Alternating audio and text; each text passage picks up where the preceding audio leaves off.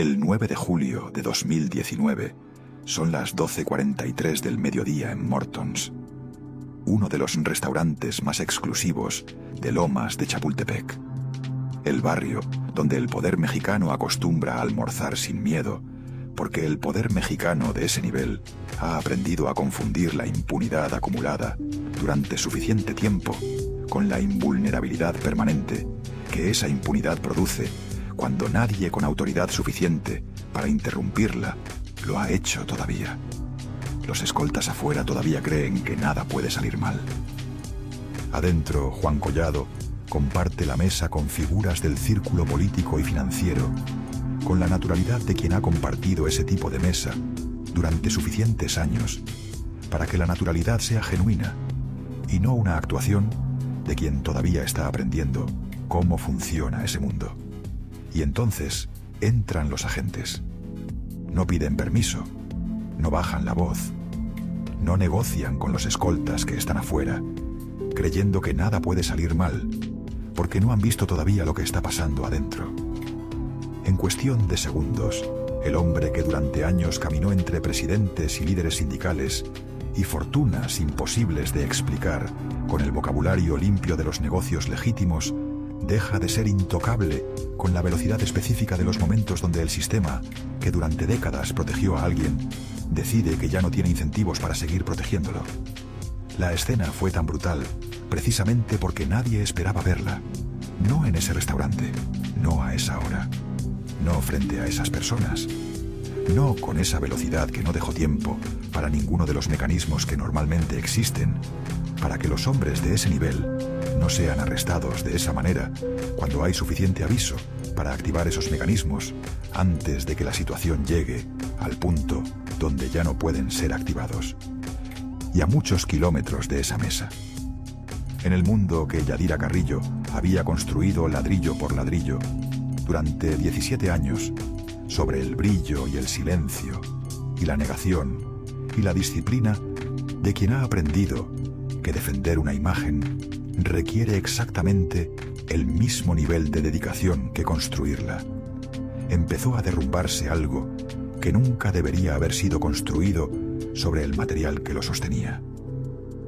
Hoy vas a descubrir 4 verdades sobre Yadira Carrillo y sobre el precio que pagó por confundir el ascenso con la salvación, que durante años el sistema del espectáculo mexicano administró con la eficiencia de los sistemas que saben exactamente qué elementos de una historia encajan en el relato que quieren vender y cuáles hay que hacer desaparecer, porque su presencia complicaría demasiado la imagen de las personas que ese sistema necesita proteger. La primera, el origen. No el origen público que las revistas de espectáculos construyeron alrededor de su nombre, con la comodidad de quien tiene acceso a los comunicados de prensa, pero no a los registros que cuentan la historia real. El origen específico de la decisión que cambió todo lo que vino después y que dice algo sobre la naturaleza de Yadira Carrillo que ninguna entrevista disponible ha dicho con esa claridad. La segunda, el triángulo. Lo que realmente ocurrió entre Leticia Calderón, Juan Collado y Yadira Carrillo, con la precisión de los hechos que tienen fechas y tienen contexto y tienen la frase que Leticia pronunció años después, con una calma que dolía más que cualquier insulto disponible. La tercera, el imperio. Los 76,5 millones de euros congelados en Andorra. Los 156 millones de pesos de la trama de Caja Libertad. Los 4 años y medio de visitas al reclusorio norte. Los 50 perros que ya no podía mantener. Y la frase que resumió el tamaño del colapso de una manera que ningún número podía resumir por sí solo. Y la cuarta, la más devastadora de todas. Lo que ocurrió cuando Juan Collado salió de prisión con brazalete electrónico y pasaporte retenido. Lo que Yadira descubrió cuando el encierro que había defendido durante 17 años finalmente cedió. Y la separación confirmada en febrero de 2026, que convirtió toda su historia en la ironía más brutal disponible. Que lo perdió todo, y al final también lo perdió a él. Te aviso cuando llegue cada una. Pero antes de entrar al núcleo de esta historia, hay algo que necesitas entender sobre quién era Yadira Carrillo antes de que Juan Collado entrara en su vida, porque sin ese entendimiento, lo que vamos a contar puede parecer la historia de una mujer que tomó una mala decisión, y en realidad es algo más específico y más oscuro. Es la historia de una mujer que tomó la decisión correcta para el objetivo equivocado. Yadira Carrillo Villalobos nació el 12 de mayo de 1972 en Aguascalientes, en un México que seguía creyendo en la televisión como la fábrica de dioses más eficiente disponible para una persona sin apellido, ni dinero, ni conexiones, que quisiera construir una vida diferente a la que el lugar donde nació le tenía reservada si no hacía nada específico para cambiarla. Entendió muy pronto que su belleza no era un detalle, era una herramienta, un pasaporte hacia un mundo donde las mujeres no caminaban, sino que desfilaban, donde no hablaban, sino que deslumbraban, donde la diferencia entre quien llegaba y quien no llegaba tenía más que ver con la capacidad de producir un efecto específico en las personas correctas que con cualquier otro atributo que el sistema estuviera dispuesto a reconocer como mérito. En 1994 ganó Nuestra Belleza Aguascalientes y llegó hasta el título de primera finalista en Nuestra Belleza México. No fue solo una corona, fue una declaración de intenciones sobre lo que estaba dispuesta a hacer con lo que tenía y sobre la escala a la que estaba dispuesta a operar, si el sistema le daba suficiente espacio para demostrar que podía producir los resultados que ese sistema recompensa cuando los ve. El CEA de Televisa la recibió, y lo que quedó claro rápidamente fue que Yadira no venía a ocupar un rincón decorativo dentro de la maquinaria más poderosa de fabricación de ídolos en América Latina. Venía a quedarse con la cámara. A finales de los años 90, su ascenso fue vertiginoso con la velocidad que produce la combinación del talento correcto con el momento correcto y la maquinaria correcta empujando en la misma dirección.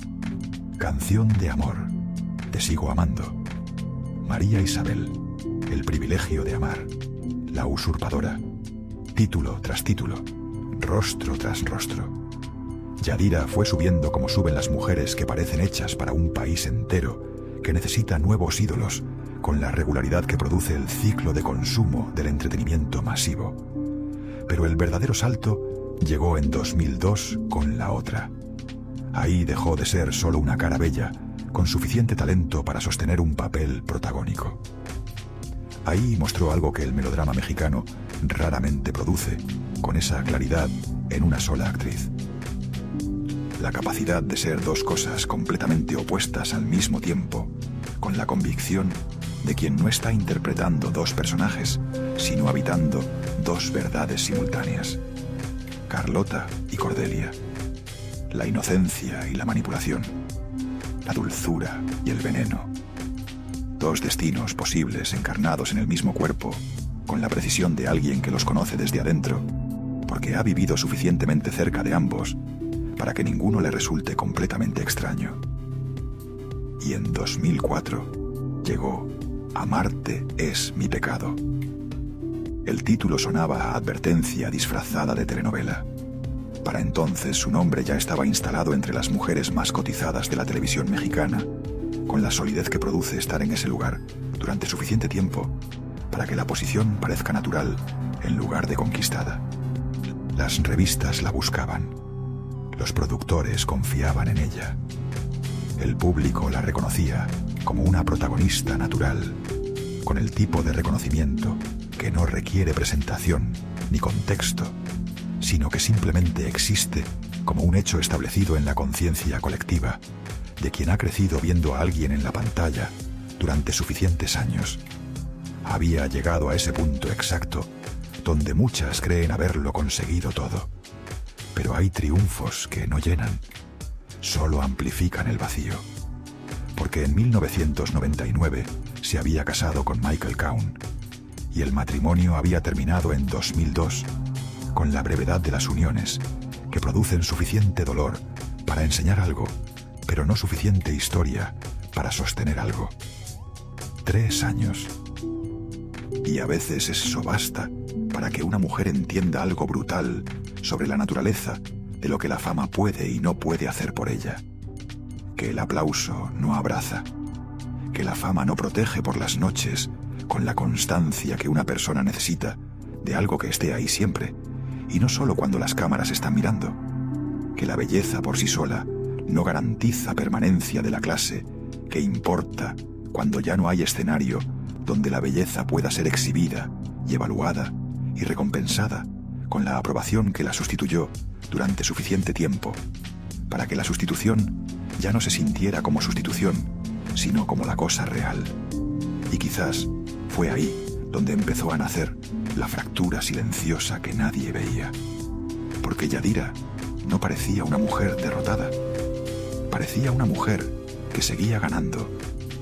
Pero por dentro, tal vez ya estaba buscando otra cosa. No solo amor, no solo compañía. Algo más alto, más blindado, más definitivo que cualquier cosa que la televisión pudiera ofrecer con todos sus recursos disponibles. La televisión podía convertirla en estrella con la eficiencia de la maquinaria que llevaba décadas haciendo exactamente eso. Pero no podía sentarla en la mesa donde se repartía el verdadero poder. No podía darle el tipo de apellido que en México abre puertas que la fama no puede abrir, porque son puertas que el dinero y las conexiones y la proximidad al poder formal han construido con el material específico que hace que la fama sola no sea suficiente llave. Y una mujer que ha probado la adoración pública a veces empieza a confundir el siguiente escalón con la salvación. Ahí comienza el peligro, cuando la fama deja de bastar, cuando el éxito ya no calma, cuando el deseo de subir un piso más se convierte en hambre de la clase que no distingue entre lo que está disponible legítimamente y lo que requiere tomar algo que pertenece a otra persona. Yadira todavía no lo sabía, pero estaba a punto de mirar hacia el lugar equivocado. Y esa mirada le cambiaría la vida para siempre, con la irreversibilidad de las decisiones que en el momento en que se toman parecen tener suficiente lógica para justificarse, y que con el tiempo revelan que la lógica que las justificaba era exactamente la lógica incorrecta. Antes de contarte lo que ocurrió a finales de 2007, cuando Juan Collado entró en la historia de Yadira Carrillo, con las consecuencias que esa entrada produjo para todos los involucrados, hay algo que necesitas saber y que no aparece en ningún perfil biográfico disponible sobre ella.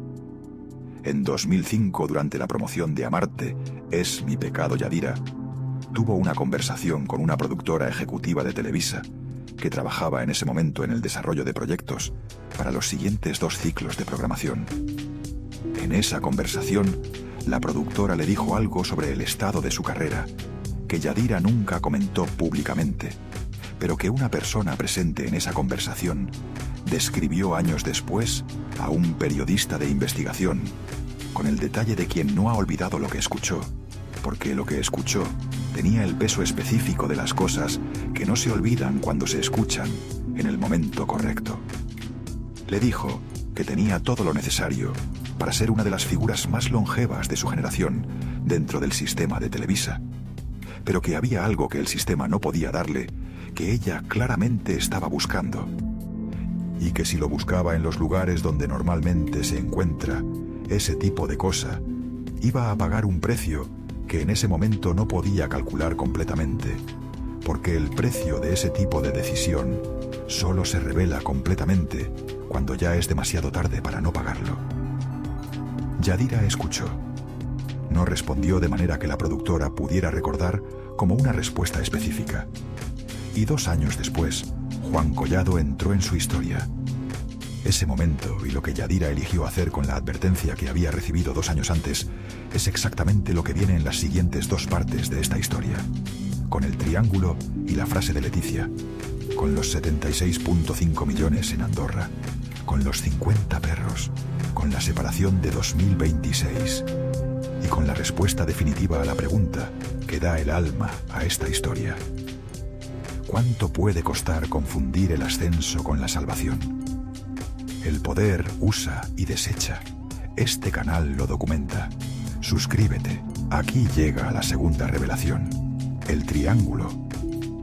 Pero antes de contarte lo que realmente ocurrió entre Leticia Calderón Juan Collado y Yadira Carrillo, con la precisión de los hechos que tienen fechas y tienen contexto y tienen consecuencias, que todavía hoy siguen siendo parte del registro público de esta historia, de una manera que ninguna de las versiones disponibles ha podido borrar completamente, necesitas entender algo sobre la naturaleza específica de Juan Collado y sobre lo que ese hombre representaba en el ecosistema del poder mexicano de esa época.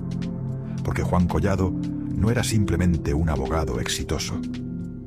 En el México de finales de los años 90 y de la primera década de los 2000, la distinción entre un abogado exitoso y lo que Juan Collado era resulta tan grande que usar la misma categoría para describir las dos cosas es casi una distorsión del lenguaje que impide entender lo que en realidad se está describiendo. Un abogado exitoso tiene clientes importantes, tiene una reputación sólida dentro de la comunidad jurídica, tiene casos relevantes que construyeron esa reputación a lo largo de años de trabajo, que puede ser examinado con la transparencia que los sistemas legales que funcionan correctamente requieren de los profesionales que operan dentro de ellos. Juan Collado era otra cosa, era un custodio de secretos, un intermediario entre el dinero y la política y las zonas más turbias de la élite mexicana, donde las decisiones que determinan quién tiene acceso, a qué recursos y en qué condiciones y con qué consecuencias para quién no se toman en las audiencias públicas, donde el sistema dice que se toman, sino en conversaciones que no dejan rastro, porque las personas que participan en ellas tienen suficiente poder para asegurarse de que ese rastro no exista. Sus clientes no eran personas que necesitaban representación legal en el sentido ordinario de esa expresión. Eran personas que necesitaban que ciertos problemas desaparecieran, que ciertas conexiones existieran sin ser nombradas, que ciertos movimientos ocurrieran sin producir el tipo de documentación que los movimientos dejan normalmente cuando no hay nadie suficientemente hábil y suficientemente conectado para asegurarse de que la documentación no sea el tipo que puede ser encontrado por quien no debería encontrarla. Enrique Peña Nieto. Líderes sindicales, figuras empresariales cuya fortuna tenía un tamaño que el vocabulario de los negocios legítimos no podía explicar completamente sin producir preguntas que nadie con interés en esas fortunas quería que fueran formuladas. Ese era Juan Collado. Y ese era el hombre que Leticia Calderón había elegido como compañero de vida, con la decisión de quien no siempre tiene acceso a toda la información que esa decisión requeriría para ser tomada con la plenitud de conciencia que merecería. Leticia Calderón no necesita presentación en el contexto del espectáculo mexicano. Actriz con décadas de trayectoria, figura querida por el público, con el tipo de afecto que produce la presencia sostenida durante suficiente tiempo en las pantallas de un país que ha visto crecer a alguien y que por lo tanto siente que la conoce de una manera que va más allá de la admiración por el talento. Madre de Carlo y de Luciano. Luciano, que requería una presencia real y cotidiana y específica, que no podía ser sustituida por ninguna cantidad de recursos materiales, por grandes que esos recursos fueran, porque el tipo de atención que Luciano necesitaba era exactamente el tipo que no puede ser delegado sin perder algo esencial en el proceso de delegación. El matrimonio de Leticia y Juan Collado no era invisible. No era la clase de unión que existe en los márgenes del registro público sin que nadie con suficiente atención pudiera verla. Era una presencia en el ecosistema del espectáculo y del poder mexicano que cualquier persona que se moviera en esos círculos conocía con la naturalidad de las cosas que existen desde hace suficiente tiempo para que su existencia parezca tan permanente como cualquier otra cosa del paisaje. Y entonces llegó a finales de 2007 lo que nunca debería haber llegado de la manera en que llegó. La grieta no fue anunciada, no tuvo el momento dramático donde todo cambia de golpe y donde el antes y el después están separados por una línea que todos los involucrados pueden señalar con precisión y que el público que observa desde afuera puede entender inmediatamente como el punto donde la historia se dividió en dos historias diferentes que ya no volverían a ser la misma. Fue algo más oscuro y más gradual, y por lo tanto más difícil de procesar para quien lo vivió desde adentro, porque las cosas que ocurren gradualmente no producen el tipo de alarma que las cosas que ocurren de golpe producen y que permite activar los mecanismos de respuesta antes de que el daño sea irreversible.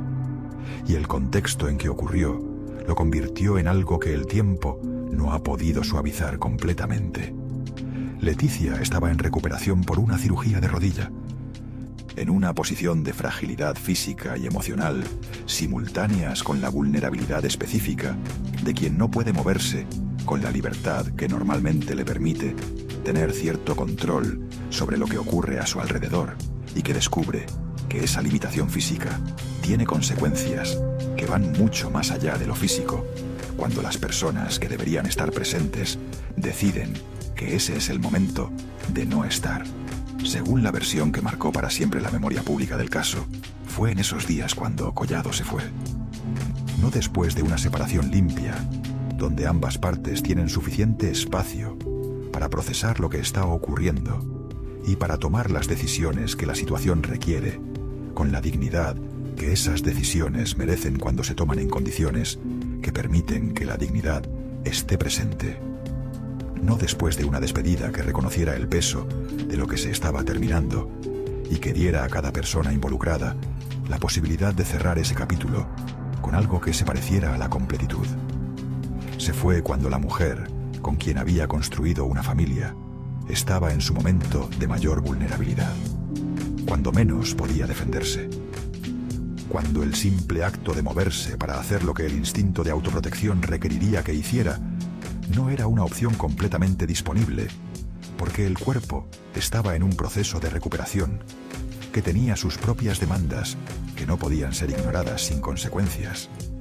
Y muy poco después, la otra figura ya tenía nombre: Yadira Carrillo. México no tardó en hacer lo que siempre hace cuando detecta sangre en una historia de amor torcida, con la velocidad que produce la combinación de morbo colectivo y ausencia de información verificable que el sistema del espectáculo produce sistemáticamente alrededor de sus figuras, cuando algo sale mal de una manera que no puede ser completamente controlada por los equipos de comunicación que normalmente administran lo que circula sobre esas figuras. Le puso apodo, le puso sentencia, le puso una marca que no necesitaba pruebas judiciales para funcionar, porque vivía de algo mucho más fuerte que un expediente. Vivía de la imagen, de la escena que había quedado grabada en la memoria colectiva, con la permanencia de las imágenes que el tiempo no borra, sino que profundiza, porque cada vez que algo relacionado con esa historia regresa al espacio público, la imagen regresa con ella. Robamaridos, una sola palabra: brutal, popular, eficaz con la eficacia específica de las etiquetas que no requieren demostración, para adherirse porque se adhieren a la percepción antes de que cualquier demostración pueda ser evaluada. Yadira intentó defenderse. Lo hizo con la consistencia de quien entiende que la opinión pública no perdona fácilmente, pero que a veces se desgasta si la defensa es suficientemente persistente y suficientemente coherente para producir en el público algo que, aunque no sea credibilidad completa, sea al menos la duda razonable que permite que la etiqueta no sea el único elemento disponible para entender la historia. Construyó una cronología. Acomodó los tiempos con la precisión de quien ha pensado en esa cronología suficientes veces para que la versión que produce sea internamente consistente, aunque esa consistencia interna no sea necesariamente lo mismo que la correspondencia con lo que realmente ocurrió, en el orden en que realmente ocurrió. Insistió en que conoció a Collado cuando él ya estaba separado. Aseguró que incluso hubo otra relación entre medio antes de que ella aceptara salir con él, como si esa relación intermedia fuera un salvavidas moral que podía ser insertado en la cronología para producir la distancia que la versión necesitaba tener entre el matrimonio de Leticia y el inicio de la suya. Juró que jamás habría estado al lado de un hombre comprometido con la convicción performativa de quien entiende que la convicción tiene que ser visible para producir el efecto que busca, independientemente de si la convicción es genuina o es la representación más convincente, disponible, de lo que la convicción genuina parecería.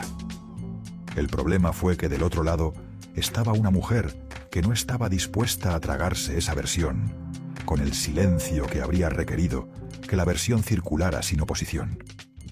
Leticia Calderón la contradijo, con la seguridad de quien no habla desde el cálculo de qué versión produce el mejor resultado mediático para sí misma, sino desde la herida que es lo más difícil de fingir y lo más fácil de reconocer para quien lo ha sentido.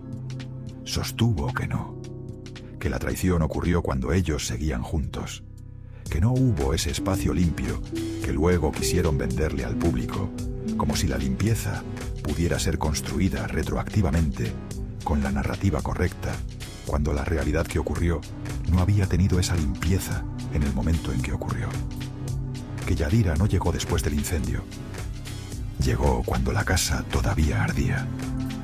Y esa diferencia lo cambió todo, porque ya no se trataba solo de una historia de amor incómoda, nacida en el territorio gris de las relaciones que terminan y las que comienzan a veces con más superposición de lo que ninguna de las partes quisiera reconocer públicamente.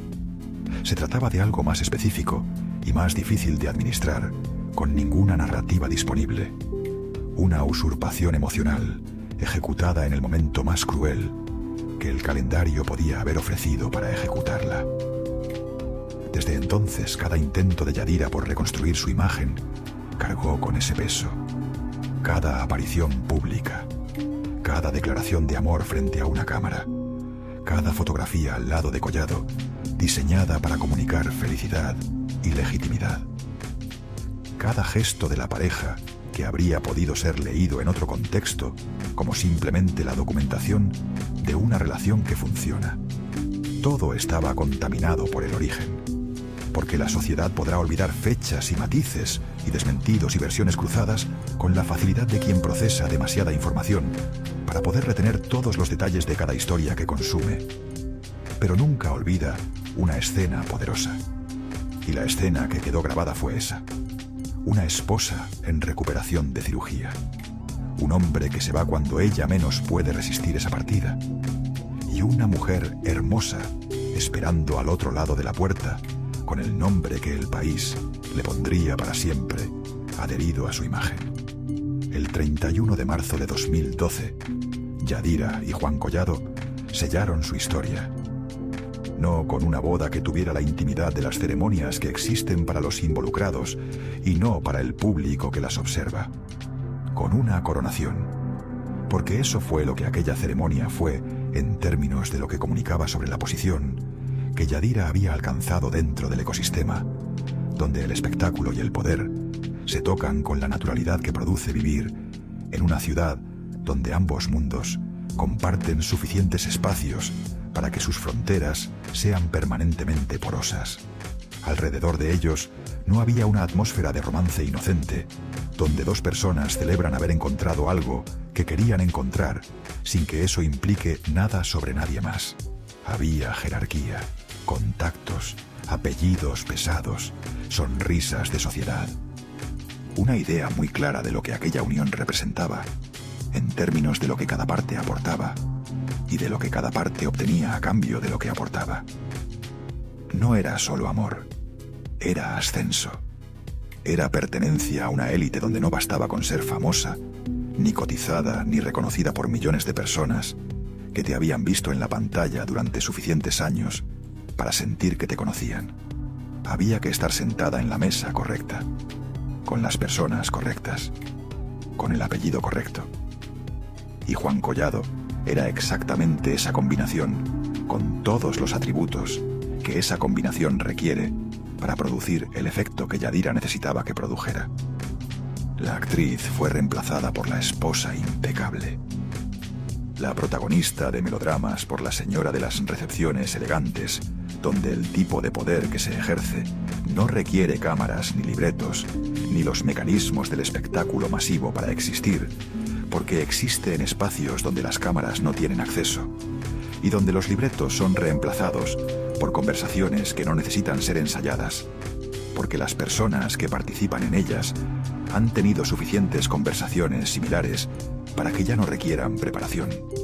Lejos del foro comenzó a hablarse de negocios refinados, boutiques infantiles, florerías exclusivas, marcas delicadas cuyos nombres circulaban en los círculos correctos, con la discreción que el mercado al que esos proyectos apuntaban requería para funcionar con la eficiencia que su posicionamiento prometía. Todo en esa nueva versión de Yadira estaba diseñado para decir una sola cosa: he ganado, he sido elegida, he llegado al lugar donde otras solo miran desde afuera.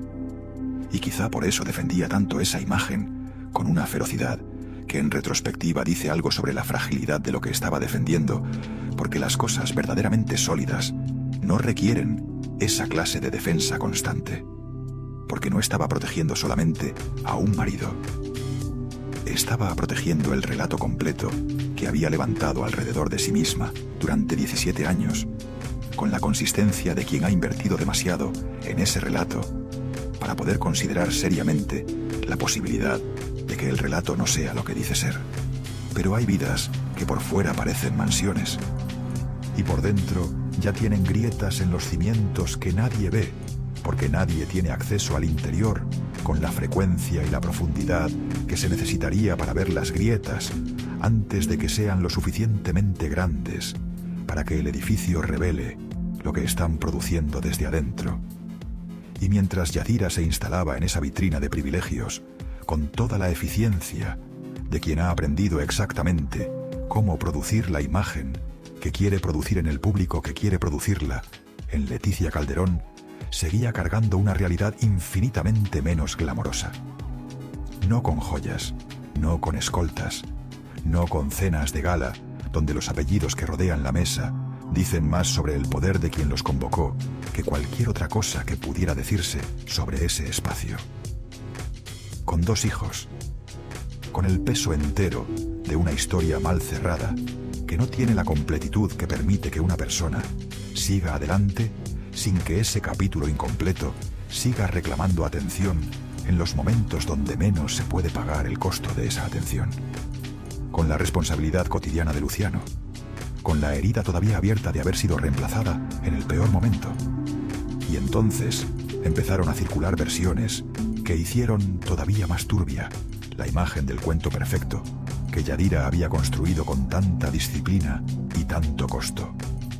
Objetos, muebles, ropa, piezas con valor familiar y sentimental que habrían salido del universo de Leticia para terminar orbitando alrededor de la nueva vida de Yadira con la naturalidad de las cosas que se mueven hacia donde el poder se mueve sin que nadie tenga que tomar una decisión explícita sobre ese movimiento, porque el movimiento ocurre solo cuando las condiciones están dadas. Ya no era solo la sospecha de haber ocupado un lugar en una cama. Era algo más profundo y más simbólico y más incómodo de procesar, porque hablaba de una apropiación que excedía lo sentimental y que llegaba al territorio de lo material, con toda la carga que ese territorio adicional añade a una historia que ya tenía suficiente carga sin él. La idea de haber tomado también fragmentos de una vida que no le pertenecía. Como si no se hubiera quedado solo con el hombre, sino con parte del escenario que ese hombre habitaba antes de que ella llegara a habitarlo con él. Eso fue lo que volvió tan inquietante esa etapa.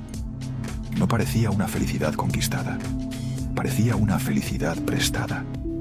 Una vitrina armada con piezas demasiado delicadas y demasiado ajenas y demasiado manchadas por el origen de cada una de ellas, para que el conjunto produjera algo que se pareciera a la tranquilidad que la imagen prometía desde afuera, Y aquí llega algo que está en el registro de esta historia y que ningún análisis disponible sobre Yadira Carrillo y Juan Collado ha colocado en el centro con la claridad que merece.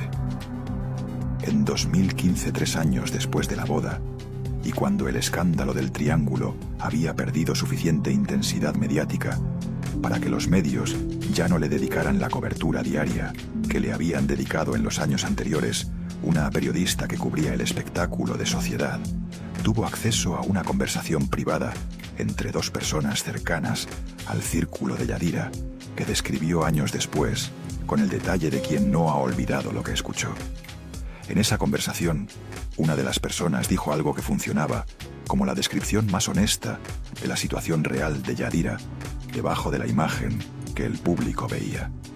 Dijo que Yadira sabía cosas, no en el sentido vago de quien ha vivido dentro de un círculo poderoso durante suficiente tiempo para haber absorbido información sobre ese círculo simplemente por proximidad, en el sentido específico de quien tiene acceso a información que las personas que la tienen prefieren que no circule, porque su circulación tendría consecuencias que no pueden ser controladas con ninguno de los mecanismos disponibles para controlar las consecuencias de la información que circula en el ecosistema del poder mexicano. Dijo que esa era la razón por la que nadie en ese círculo presionaba demasiado sobre ciertos temas relacionados con ella. Que el silencio alrededor de ella no era generosidad, era cálculo. Esa conversación y lo que implica sobre la naturaleza de la posición que Yadira ocupaba dentro del ecosistema de Collado es exactamente el contexto que hace que lo que ocurrió el 9 de julio de 2019 sea tan devastador para ella específicamente. Porque cuando Collado cayó, no solo cayó él, cayó la protección que esa información le había dado, cayó el sistema que la había sostenido, cayó todo el edificio que había sido construido sobre el material que ahora estaba siendo examinado por las personas con autoridad para examinarlo con las consecuencias que ese examen inevitablemente produce cuando el material que encuentra no es el material que debería encontrar. Y eso es exactamente lo que viene en la parte final de esta historia. Con el arresto en Mortons y lo que ocurrió en los días que siguieron, con los 76.5 millones de euros congelados en Andorra, con los 50 perros, con Leticia y la frase que dolió más que cualquier insulto, con la separación de 2026 y con la respuesta definitiva a la pregunta que da el alma a esta historia. ¿Cuánto puede costar quedarse en el lugar equivocado durante demasiado tiempo? Suscríbete. Lo que viene es la parte más devastadora de toda esta historia. Aquí llega la tercera revelación, el imperio y su colapso. Pero antes de contarte lo que ocurrió el 9 de julio de 2019 en Mortons y lo que ese arresto significó para una mujer que había construido su identidad completa sobre la proximidad al poder que ese hombre representaba, necesitas entender la escala real de lo que Juan Collado había construido durante los años en que Yadira lo defendía públicamente, con la disciplina de quien ha convertido esa defensa en su función principal, dentro de una dinámica que requiere que alguien ocupe ese lugar para que el sistema completo pueda seguir funcionando con la apariencia de normalidad que necesita para no producir las preguntas que su funcionamiento real produciría si alguien con suficiente atención se tomara el tiempo de hacerlas. Porque la magnitud de lo que Collado tenía construido no era la magnitud de un abogado exitoso que había acumulado una fortuna considerable a través de décadas de trabajo en una disciplina de alto valor en el mercado. Era la magnitud de algo completamente diferente. Era la magnitud de quien había aprendido exactamente cómo funciona el espacio entre el poder formal y el poder real en México, y había construido dentro de ese espacio una operación que usaba su posición como intermediario para producir beneficios que ningún bufete de abogados convencional puede producir simplemente siendo muy bueno en lo que hace. Los clientes de Juan Collado no eran personas que necesitaban representación legal. Eran personas que necesitaban que ciertos movimientos ocurrieran sin producir el tipo de rastro que los movimientos dejan cuando no hay nadie suficientemente hábil y suficientemente conectado para administrar ese rastro de maneras que lo hagan invisible para quien no debería verlo, pero visible para quien necesita saber qué está ocurriendo. Enrique Peña Nieto. El nombre más pesado de los que aparecían en el perímetro de Collado, con la consistencia que ya no podía seguir siendo explicada, como la coincidencia de dos hombres que simplemente se movían en los mismos círculos, porque en México los círculos del poder son suficientemente pequeños para que esa coincidencia sea estadísticamente inevitable. Líderes sindicales cuyas fortunas tenían un tamaño que el vocabulario de los contratos colectivos de trabajo no podía explicar sin producir preguntas que nadie con interés en esas fortunas quería que fueran formuladas. Figuras empresariales cuya relación con el Estado tenía la densidad de los vínculos que no se construyen simplemente siendo competitivo en el mercado, sino siendo útil en espacios donde la competitividad del mercado no es el criterio que determina quién obtiene qué. Ese era el mundo que Yadira había elegido habitar, no como observadora pasiva, que simplemente compartía la vida de alguien que operaba en ese mundo, sin que esa proximidad la involucrara en ningún sentido que pudiera tener consecuencias para ella. Como participante activa en la construcción de la imagen que ese mundo necesitaba proyectar hacia afuera para seguir funcionando sin producir la atención que sus operaciones reales habrían producido si hubieran sido visibles con la claridad que la imagen exterior ocultaba. La esposa impecable, la actriz reconvertida en figura de sociedad, la mujer que aparecía en las fotografías correctas, en los eventos correctos, con las personas correctas, produciendo exactamente el efecto que el sistema necesitaba que produjera. Legitimidad, la sensación de que lo que existía detrás de esa imagen era exactamente lo que la imagen prometía que era, y no algo completamente diferente que la imagen había sido diseñada precisamente para ocultar. El 9 de julio de 2019, ese sistema de ocultamiento encontró su límite. Mortons, las 12:43 del mediodía. Los agentes que entran sin pedir permiso y sin bajar la voz y sin negociar con los escoltas que están afuera, creyendo que el tipo de protección que rodea a un hombre como Juan Collado es el tipo de protección que puede resistir cualquier cosa que el sistema formal del Estado mexicano intente hacer contra él. No podía, porque el sistema que lo había protegido durante décadas había decidido que ya no tenía incentivos para seguir protegiéndolo con la eficiencia que esa protección requería para ser efectiva. Y cuando el sistema deja de tener incentivos para proteger a alguien, la caída ocurre con una velocidad que resulta desconcertante para quien vivía dentro de la ilusión de que la protección era permanente. Las acusaciones eran específicas, con la especificidad que tienen las acusaciones, que han sido construidas durante suficiente tiempo para que cada elemento que las compone pueda ser sustentado con el tipo de documentación que resiste el escrutinio de un proceso legal sin colapsar en el primer momento en que alguien con autoridad para cuestionarla lo hace. Delincuencia organizada. Lavado de dinero. El expediente central apuntaba a una operación alrededor de Caja Libertad, con una trama financiera que incluía movimientos por alrededor de 156 millones de pesos y una ruta de dinero donde aproximadamente 24 millones habrían terminado en cuentas ligadas directamente a Collado, con la trazabilidad que produce la documentación financiera, cuando alguien con suficiente acceso y suficiente determinación se toma el tiempo de seguir esa trazabilidad hasta el final. Pero el verdadero golpe no estaba solo en los tecnicismos jurídicos con toda su densidad específica. Estaba en lo que esas cifras significaban para todo lo que las rodeaba, para la imagen, para la narrativa, para la versión de la historia que Yadira había defendido durante años, con una disciplina que en retrospectiva decía algo sobre la solidez de lo que estaba defendiendo, porque las cosas verdaderamente sólidas no requieren ese nivel de defensa constante para mantenerse en pie. Ya no se hablaba de éxito, ya no se hablaba de negocios brillantes, ni de la vida refinada de una pareja poderosa que había encontrado la manera de combinar el espectáculo y el poder en una síntesis que el mercado de las revistas de sociedad recompensaba con la cobertura que ese tipo de síntesis produce cuando está bien ejecutada.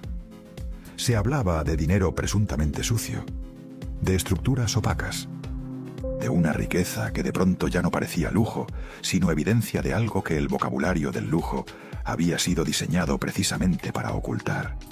Y cuando parecía que el escándalo no podía crecer más, llegó Andorra, lejos de México, en ese territorio que durante años funcionó como refugio discreto para fortunas difíciles de explicar con el vocabulario de las actividades que en los documentos oficiales aparecían como el origen de esas fortunas.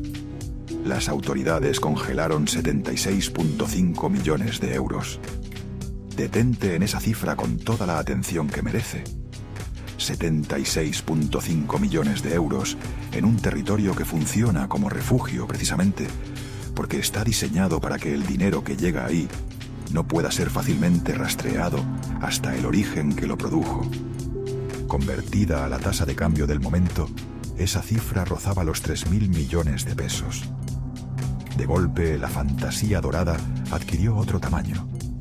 Ya no era solo el marido preso en el reclusorio norte, con todas las implicaciones personales y emocionales que eso producía para la mujer que había construido su vida alrededor de ese hombre durante 17 años. Era un imperio bajo sospecha internacional. Era la posibilidad de que detrás de cada gesto de abundancia, detrás de cada viaje, detrás de cada boutique refinada, detrás de cada florería exclusiva, detrás de cada aparición, en la mesa correcta, con las personas correctas, hubiera existido una maquinaria mucho más oscura de la que la imagen proyectada hacia afuera permitía imaginar. Era la revelación de que el castillo no descansaba sobre mármol, descansaba sobre arena movediza. Yadira salió a defenderlo, con la misma disciplina con que había defendido todo lo anterior durante todos los años anteriores, con la consistencia de quien ha convertido esa defensa en la función principal de su existencia pública y que por lo tanto no tiene disponible el mecanismo de dejar de defenderlo sin que ese abandono signifique también el abandono de la identidad que esa defensa sostenía. Dijo que todo era injusto, que el dinero provenía de actividades lícitas, que su esposo era un hombre decente con la convicción de quien no puede permitirse que esa convicción sea cuestionada, porque cuestionarla implicaría cuestionarse a sí misma, de maneras que en ese momento no tenía los recursos para hacer. Pero hay momentos en que las palabras llegan demasiado tarde para producir el efecto que en otro momento habrían podido producir. Y este era uno de ellos, porque mientras ella hablaba ante las cámaras, con la disciplina performativa de quien ha aprendido exactamente cómo producir el efecto de la convicción genuina, la realidad estaba haciendo su propio trabajo con la eficiencia de los procesos que no necesitan audiencia para avanzar, porque avanzan independientemente de si hay alguien mirando. Las cuentas congeladas, los abogados cobrando fortunas para contener un incendio, que cada vez que parecía estar siendo contenido, producía un nuevo frente que requería nueva contención, y nuevos recursos destinados a esa contención que iban reduciendo el total disponible con la velocidad de los drenajes que no tienen fondo visible, los privilegios convertidos en pasivo, el dinero que había sostenido la estética de una vida perfecta, comenzando a irse por un drenaje jurídico que ninguna declaración pública podía tapar, porque las declaraciones públicas y los drenajes jurídicos operan en dimensiones que no se tocan, de la manera que quien hace las declaraciones necesita que se toquen para que las declaraciones produzcan el efecto que buscan. Y fue entonces cuando apareció Leticia Calderón, no como la mujer herida que años antes había sido la víctima visible del triángulo que convirtió a Yadira en la figura que el país señalaba con el apodo que nunca logró despegarse de su nombre, como una presencia diferente, más serena, más distante. con la calma específica de quien ha procesado suficientemente lo que le ocurrió para poder mirarlo desde un lugar donde el dolor ya no tiene la intensidad que lo vuelve imposible de administrar, pero donde la memoria sigue siendo completamente clara sobre lo que ocurrió y sobre lo que eso significó. Cuando le preguntaron por el drama de Yadira y Collado, respondió con una frase que dolió más que cualquier insulto que hubiera podido pronunciar con toda la virulencia que la situación habría justificado. Dios se encarga de ponerte en tu lugar. Nada más, no hizo falta más. Porque en esa frase había años comprimidos, años de humillación y de abandono, y de silencio, y de cargar sola con lo que tendría que haber sido compartido, y de criar hijos en condiciones que no eran las condiciones que el matrimonio había prometido que serían, y de ver desde afuera cómo otra persona habitaba una versión de tu vida, que fue posible precisamente porque alguien decidió que el costo de construir esa versión podía ser pagado con lo que te pertenecía a ti.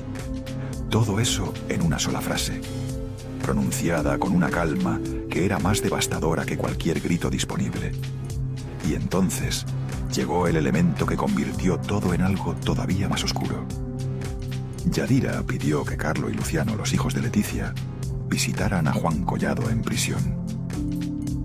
Quería que los hijos que él había tenido con la mujer, a quien había abandonado en su momento más vulnerable, entraran a ver al hombre por quien ella había sacrificado imagen y carrera y reputación, y 17 años de una vida que podría haber sido completamente diferente si en algún momento hubiera tomado una decisión diferente. Quería tender un puente en el momento de la ruina, pero Leticia se negó, no desde el capricho de quien tiene el poder de negar algo y lo ejerce simplemente porque puede. Desde la memoria.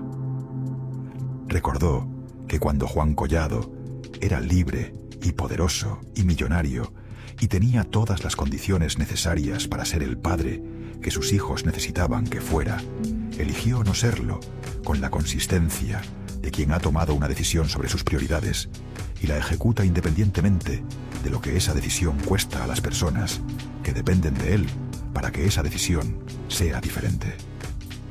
Eligió ser un padre lejano, eligió no estar, eligió ausentarse, eligió mirar hacia otro lado cuando la presencia habría requerido que mirara hacia donde estaban sus hijos en lugar de hacia donde estaban sus intereses. Así que no aceptó que la cárcel viniera a fabricar de golpe una paternidad que en libertad nunca quiso ejercer con la disponibilidad y la constancia que la paternidad real requiere para ser lo que dice ser. Ese fue el corazón del castigo, no la prisión de él, la exposición de ella, no las esposas del abogado de los poderosos, la inversión completa del relato.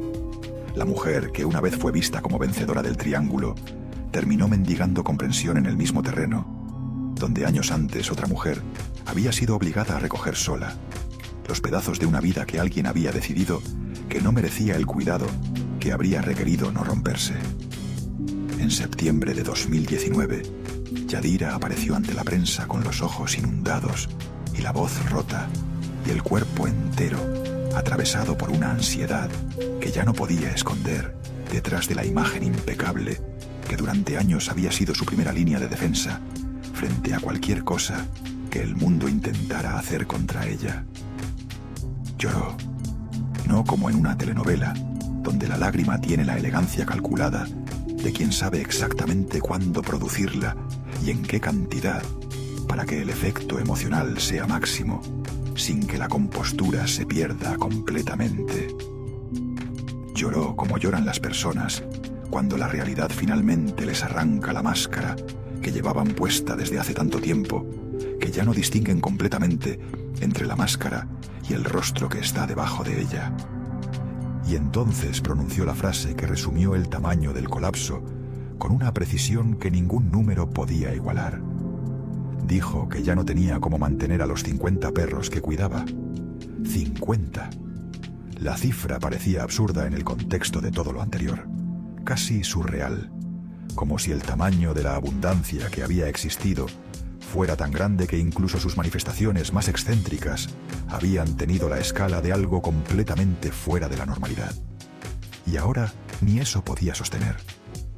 La comida que ya no alcanzaba, el acceso que ya no existía, la vida de lujo convertida en administración de escasez, con la diferencia brutal entre las dos condiciones que solo puede sentir completamente quien las ha vivido en ese orden y no en el inverso.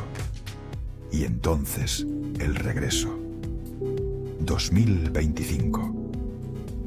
17 años después de haber dejado los foros de Televisa para entrar en el mundo que Collado le había prometido que era más sólido y más permanente y más blindado contra las contingencias que la televisión nunca pudo garantizarle, con la solidez que ella necesitaba. José Alberto Castro la incorporó a los hilos del pasado. Una adaptación de El privilegio de amar, con la ironía casi perfecta del título que la traía de regreso a una historia que hablaba de amor y de privilegio en el momento exacto en que ambas cosas habían demostrado ser considerablemente más frágiles de lo que habían parecido cuando todavía existían. El personaje que interpretó era Carolina Guillén, una mujer poderosa, elegante, capaz de imponer presencia con solo entrar en una habitación, marcada por heridas viejas y decisiones equivocadas y secretos que seguían respirándole en la nuca, con la persistencia de las cosas que no desaparecen simplemente porque uno deje de hablar de ellas. Un espejo deformado pero reconocible, como si la ficción hubiera decidido devolverle su propio reflejo, solo que maquillado de melodrama, con la distancia que el género del melodrama permite interponer entre quien lo vive y quien lo narra.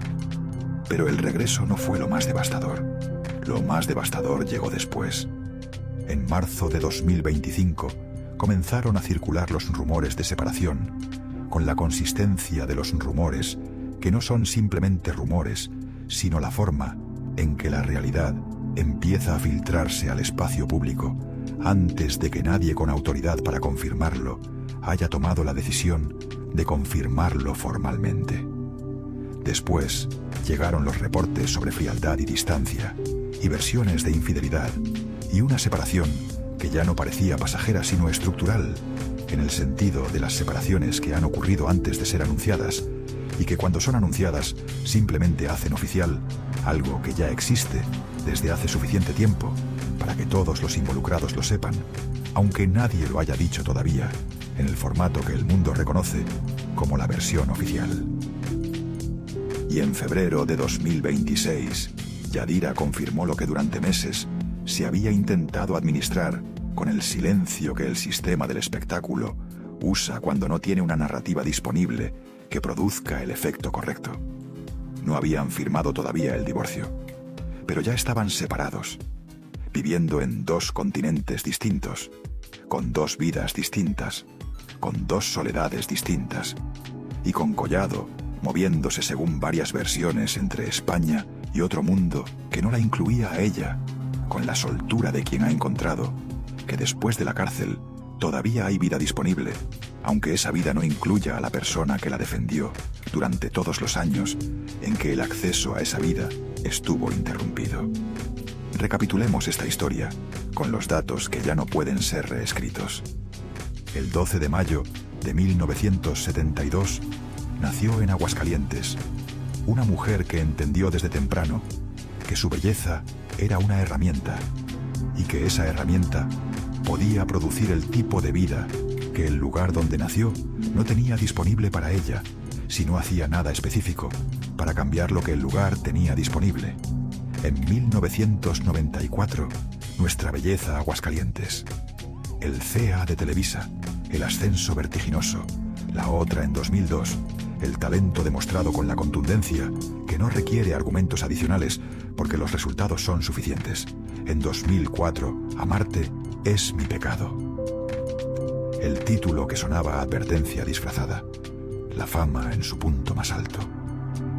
Y la fractura silenciosa que nadie veía, porque la fama no llenaba el vacío específico que Yadira estaba buscando llenar con algo que la fama no tiene disponible. A finales de 2007, Juan Collado, el custodio de secretos, el intermediario entre el dinero y la política, el hombre que se fue cuando Leticia Calderón estaba en recuperación de cirugía, el momento de mayor vulnerabilidad elegido como el momento de la partida, el apodo que nunca se despegó, robamaridos, una sola palabra, sin pruebas judiciales, sin expediente, con la imagen como único fundamento y con la imagen como único tribunal. El 31 de marzo de 2012, la coronación disfrazada de boda. La actriz reemplazada por la esposa impecable, los negocios refinados, las boutiques exclusivas, el ascenso al lugar donde otras solo miraban desde afuera. El 9 de julio de 2019, Mortons. Los agentes, el arresto, el hombre intocable convertido en sospechoso común en cuestión de segundos frente a los escoltas que afuera seguían creyendo que nada podía salir mal.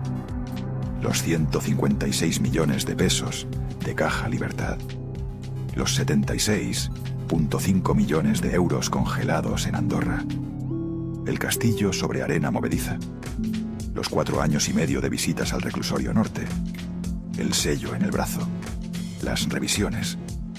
Las filas junto a mujeres que nunca habían salido en una portada. La escenografía de concreto y puertas metálicas reemplazando los salones donde antes se movía entre apellidos blindados. Septiembre de 2019. El llanto frente a la prensa. Los 50 perros que ya no podía mantener. La factura presentada en el único idioma que ya no admitía traducción conveniente. Leticia Calderón y la frase: Dios se encarga de ponerte en tu lugar. Pronunciada con una calma que dolió más que cualquier grito disponible, porque el grito habría requerido que todavía hubiera algo que defender. La calma decía que ya no lo había. Junio de 2023. El traslado al Instituto Nacional de Cardiología, la hipertensión, la angina, la enfermedad coronaria de 3 vasos, el abogado de los poderosos convirtiéndose en un expediente médico. Septiembre de 2023. La salida provisional con brazalete electrónico, el pasaporte retenido, la obligación de firmar, la sombra del hombre que había sido convertida en lo que quedaba después de 4 años y medio de encierro. Enero de 2024. El juez tumbando los cargos centrales por delincuencia organizada y lavado de dinero del caso Caja Libertad. La victoria que sobre el papel parecía el principio del alivio y que en la práctica reveló que el daño más profundo ya no estaba en el expediente judicial, estaba en el matrimonio. 2025. El regreso a Televisa después de 17 años. Los hilos del pasado. El personaje de Carolina Guillén. El espejo deformado que la ficción le devolvía con toda la crueldad que tiene la ficción cuando se parece demasiado a la realidad de quien la interpreta. Febrero de 2026. La separación confirmada. 2 continentes. 2 vidas. 2 soledades. Y la ironía definitiva de toda esta historia, que 17 años después de haber sacrificado imagen y carrera y reputación por un hombre y por el mundo que ese hombre representaba, Yadira Carrillo, descubrió que ni el mundo había sobrevivido ni el hombre se había quedado, que lo perdió todo y al final también lo perdió a él. Esa es la historia completa de Yadira Carrillo. No la historia de una villana de telenovela que recibió el castigo que merecía, con la justicia poética que el melodrama promete y que la vida real raramente cumple con esa precisión. La historia de una mujer que confundió el ascenso con la salvación, que eligió el lugar equivocado para buscar lo que buscaba, que pagó el precio de esa elección con una consistencia que duró 17 años, y que al final descubrió que el precio que pagó no compró lo que prometía comprar, no compró permanencia, no compró protección, no compró el lugar incuestionable que había buscado desde que la televisión le enseñó que existía un lugar así y desde que entendió que la fama sola no era suficiente para llegar a él. Lo que compró fue exactamente lo contrario. Una historia marcada por un apodo que nunca se despegó. 4 años y medio de visitas a una prisión. 76,5 millones de euros congelados en un país que ella nunca visitó. Y una separación confirmada en el momento exacto en que la historia podría haber tenido algo que se pareciera a un final diferente. El dinero puede comprar abogados y tiempo y silencios y decorados de una elegancia que durante años puede producir la ilusión de que lo que hay detrás de esos decorados es tan sólido como ellos parecen. Lo que no puede comprar es la diferencia entre lo que una historia dice que es y lo que realmente es desde el principio. Y Yadira Carrillo volvió a trabajar, volvió a ponerse frente a una cámara, volvió a existir fuera del escándalo, con la determinación de quien entiende que la única manera de seguir adelante es seguir adelante con lo que quedó después de que todo lo demás se fue. Pero algunas mujeres no regresan para empezar de nuevo. Regresan